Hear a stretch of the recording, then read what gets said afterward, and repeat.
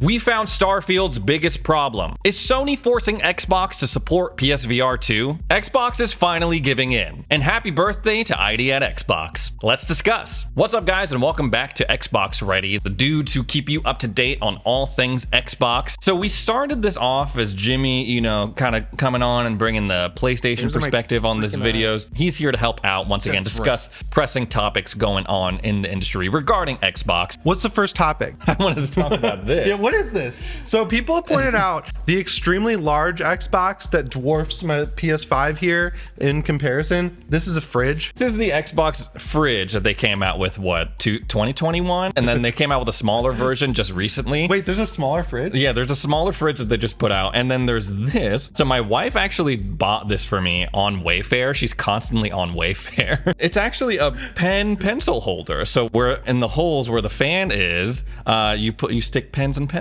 in there. You could put Slim Jims in there. You could put your Slim Jims in there just so you have them ready at your desk when you're gaming for ultimate depravity. It was actually pretty cheap too. It was like not even $30. So yeah, I mean, if y'all want to check it out, you can tap the little shopping bag at the bottom of this video and it'll pop up for you to buy and check out as well. Xbox is revamping a feature that people, they're not very kind to. According to Major Nelson, they're revamping the search bar and rolling it out to a subset of Xbox consoles with the intention of rolling it out to everyone. You know, the typical kind of cycle that they do over there. Is it the Bing AI thing? It is not the Bing AI thing. Last time I heard about Bing AI, it was like gaining self-awareness and like encouraging people to like leave their spouses and stuff. So yeah, the Google one was people were asking it about court cases where Google was getting hit with antitrust and it was siding against Google. And so yeah, Pure Xbox was kind enough to provide a picture of this new look search bar, and Major Nelson came out and said, starting to roll out today to a subset of Xbox consoles, blah, blah, blah, blah, blah. You'll be able to discover refresh of the console search page. This includes a sleek new look, gallery style results, visible filler categories navigatable with RB and LB, the option to search on YouTube within the movies and TV tab, and more. Looks pretty good. It looks pretty good. Hopefully, like the actual return content when you search things is more in line like with what you actually want and are looking for. Yeah, but they're giving away Evil Dead 2 for free on the Xbox store right now. So if you search that, you might be able to find it. Yeah, with Game Pass Ultimate Perks. Yep, one of the best horror movies of I know, all time. I talked about that last weekend and you weren't here. I was like, this would be the perfect time for Jimmy to come on and talk about this because it's like one of his favorite franchises of all time. Evil Dead 2 is it's in my top 3 horror movies ever. So yeah, new search bar coming your way. Hopefully we'll get more information about this new look Xbox dashboard that's supposed to be coming in 2023 soon. A new dashboard. Maybe they'll reveal it at the summer showcase. I don't know if that's showcase worthy, but I don't know, maybe it's like a Xbox Wire blog post the week of the game showcase. So next up at GDC up in San Francisco, Xbox was celebrating 10 years of ID at Xbox, the publishing arm that helps bring smaller indie titles to Xbox and Game Pass. It's been 10 years, 2013. I got a bone to pick with Xbox on this one. I don't know why they replaced Xbox Live Arcade. It was the best. Xbox Live Arcade is like why there are indie games, because you could download like these arcade games to your console. You could get stuff like Missplosion Man, Castle Crashers, Shadow Complex. Like some of the best indie games ever were part of Xbox Arcade. And they used to do this thing called Summer of Arcade where they would have like 4 weeks of game drops. Like you get a bigger discount for each one of those games you bought. So my friends and I played those all summer, and then Xbox let that go for some reason, and then Sony took over with Days of Play and literally just did the same thing, and it was awesome, and they gave that up. So now we have ID at Xbox, and it's like they got good games. It's not the same. Like, we got some bangers from there, man. What does it even mean? But I'm trying to figure out like the umbrella, like what falls underneath that umbrella, because they're credited as bringing games like Cuphead to Xbox. It's just like indie publishing, right? They'll say like, hey, you make this game exclusive for 6 months or a year,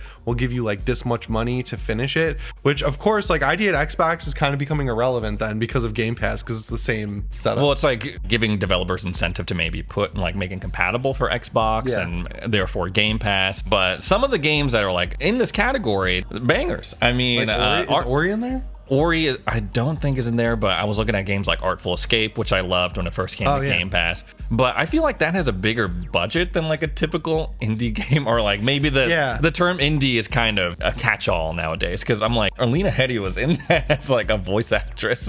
Like they had like a dynamite cast, like most Annapurna games, I guess. Also, they're credited with like Stardew Valley bringing it to Xbox, which I know a lot of people really enjoy. Overcooked, too, which is a really fun game. Oh, I like those games. Yeah. Yeah, man, it just brings me back. Those 360 summers. Oh, Super Meat Boy was another one that was huge. It totally exploded on the 360. And if we didn't have Summer of Arcade and Xbox Arcade, like none of that stuff would have ever happened. We wouldn't even have ID at Xbox. According to this blog post on news, the Xbox Wire, they said that arcade system just wasn't working out. Like literally, that's word for word what they're saying in this. But What is wrong with it? You like Dead Cells, right? Yeah, Dead Cells is amazing. Dead Cells is part of that ID at Xbox Oh my god, banner. the Castlevania update for Dead Cells that just came out, it's so good. You can unlock skins that are just Castlevania characters in the Dead Cells art style. It feels like a new Castlevania game, and it's only $10 if you already have Dead Cells. That's sick. So according to this post, they've given $4 billion away to these developers to help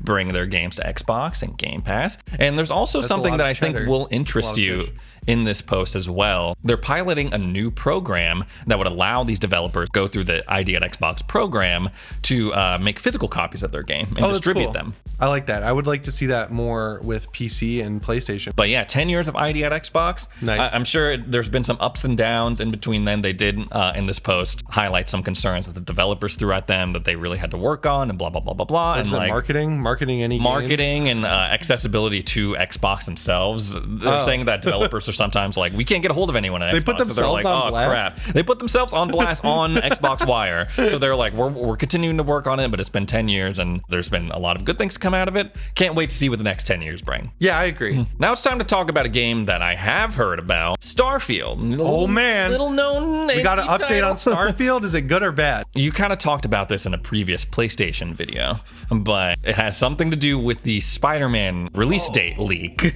And I am concerned about it because word on the street is that Spider-Man 2, one of the most anticipated titles this generation for PlayStation, is going to be debuting the same month that Starfield is releasing in September. And Starfield, gotta push it to November. Come on, Bethesda games come out in November. That's just how it goes. You get 11/11/11, do 11/11/23. Okay, first of all, Starfield and Spider-Man, two completely different games and experiences. I'm not saying like they're different. comparable on that, but in terms of hype, I was excited to be like, okay, Starfield, like, you know, it's going to be like the game of the fall, and then to have Spider-Man release in that same window, it's kind of like, I don't know, man. Like, it's Spider-Man I just don't... and a new console. Because that's when the PS5 Slim is supposedly coming out with Spider-Man, and it's going to have a bundle. People are also thinking that it might have a special edition console as well, which would be crazy. I'm thinking this might be a problem, not because I'm worried that Starfield is not going to be a good game. Right. Because it's just niche. It's more like Spider-Man is like the broadest appeal superhero. Spider-Man is a broad appeal. Anytime that anything drops with Spider-Man, a movie, a TV show,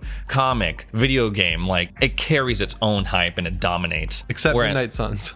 Except Midnight Suns. But that's free this weekend on except Xbox. The Marvel's Avengers version of Spider-Man. Oh my god. See, I would put that in there too. Broke-ass Spider-Man. But I will say, like, you more or less know what you're going to get with Spider-Man 2. But with Starfield, it's an entirely new IP. Yes, a lot of people are hyped for it. I think it's like, for a while, it was the #1 most wishlist game on Steam. So like, people are excited to play that game. There's hype for it. But is the Spider-Man going to get in the way of that hype at all? I don't know, because if you have an Xbox or a PC, right, like you're not getting Spider-Man day one. And you're not getting Starfield day one on PlayStation. So can they exist separately? Yeah, you got to think about like how many people who mainly play on PC also have a PS5. In that case, I think those people will turn up for Spider-Man. But like, I don't know, Spider-Man 1 on PS4, I beat it in about a week and I platinumed that game. So like either way, I don't think it's going to take away too much from Starfield. I think if Starfield comes out and is like not technically a buggy mess like everyone's kind of anticipating, it gets great reviews, it runs at a solid frame rate, that will really help people be like, oh yeah, this is Bethesda. This is the Bethesda I remember from when I was playing Oblivion, Skyrim, all of that. Because Insomniac's a great studio. I think they're one of Sony's best and most like consistent studios. Their games, other than Spider-Man, they haven't really made anything on the level of Starfield, like in terms of hype. In terms of quality, I think they're all great, but like you're trying Resistance, Ratchet and Clank, Like those are big, but like, I don't know, the Ratchet and Clank game that came out last year, that was like a huge marketed game for PlayStation, or 2 years ago.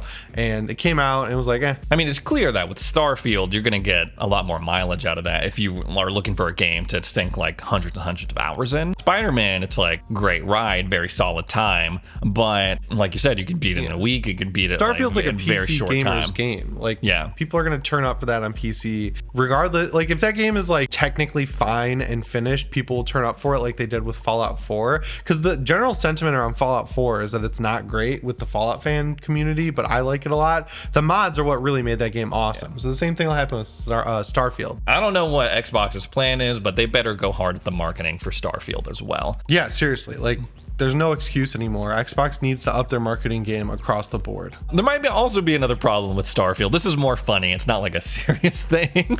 But according to the Australian ESRB rating system, it's very similar to Fallout, where Starfield apparently has like no sex and nudity in it. It will when the mods come out. You're going to get like hyper realistic women. Go look at the mod store for Skyrim or Fallout 4. Or Fallout. Fallout is bad. It's like top recommended mod. It's like the craziest realistic anatomy altering thing. Yeah, I'm like, Jesus Christ. But apparently they come to their range. It's like overall like 18 plus, which is like, that could encompass a lot of things, but it's very similar to their rating for Fallout 3, where Fallout had to change morphine to Med-X. So it's like the drug rating for Fallout and for Starfield is pretty high. It's like the highest. And then with like the sex and nudity rating, and there's like a whole graph regarding this is like none, zero in like the negative. So hoping for more depravity in Starfield, that's for sure. Depravity in space. All right, so next up, I'm glad that I have you in the studio for this. Our boy Jez over at Windows Central, he even admits that he puts on the tinfoil hat for this theory of his, but he wrote an article suggesting that one of the concessions that Microsoft would need to make in order to get Activision-Blizzard, acquire them, would be to support PSVR 2 in some way. The thing that he's referencing in this document, heavily redacted. It would be really cool to see PSVR working on an Xbox Series X. Like, the power's there. When I was first reading this, I was, okay, word, awesome. Like, you mean that we can get a VR headset that Xbox and Microsoft don't have to pour any resources into? But then I was thinking, something else to this, obviously. Like, are they talking about, oh, you have to promise to make Call of Duty or Activision titles in VR and support them on PlayStation? in order for this deal to go through. I don't know, because like right now Call of Duty doesn't have a VR mode. Yeah, there's never been a Call of Duty. Yeah, so it's got to be having the headset maybe work on the Xbox Series X, which would be awesome, because Xbox has talked about how they're not making a VR headset, but if Sony's saying like, hey, we'll make our headset work for you, and also like all the games we have coming to it, we'll make those work on Xbox as well. Or maybe they say like stuff like Resident Evil Village or Pistol Whip or third-party games, those will work on Xbox, but if you want to play the first-party stuff, you take your headset and you buy a PS5, and then there you go. That sounds way too good to be true. Yeah. Obviously, only because I don't think Xbox should make a VR headset. I know all eyes are on them. They're like, where's the VR Xbox? Your competitor has one. But the way that they're going, they should make a handheld. They should make a handheld. Yeah. They should continue with the cloud gaming stuff. VR, I'm not really jonesing for one on Xbox. It's cool on PlayStation. We checked it out on PlayStation Ready, PS Ready, Xbox, and I was like, this is cool. Concentrate on releasing games. Like, but then, I say the same thing every week, I think. But I'm wondering if this is like Sony wanted to say, hey, you know, if Activision Blizzard remained independent, we could negotiate with them as a third party to support VR titles on the PlayStation VR, and we can't do that if Xbox acquires them. So they should make PlayStation VR games in the event that they acquire this place, and like that's kind of the, you know, leeway. It really seems like things are heating up though. It's like every week now we have big concessions being made. PSVR 2 is great. I would love to see it work on Xbox. It's obviously long shot either scenario that we were just talking about to come to fruition, but it raises the question of like, ultimately, what are these concessions going to be? What are they going to look like for Xbox in order to get this deal over the line? We keep hearing different things of like, oh, you got to do this with Call of Duty, you got to support it on this, you got to have content and performance parity, blah blah blah blah blah. But what are some of the things beyond that and that's going to be expected of Xbox if they want to close this? I don't know, man. It's crazy.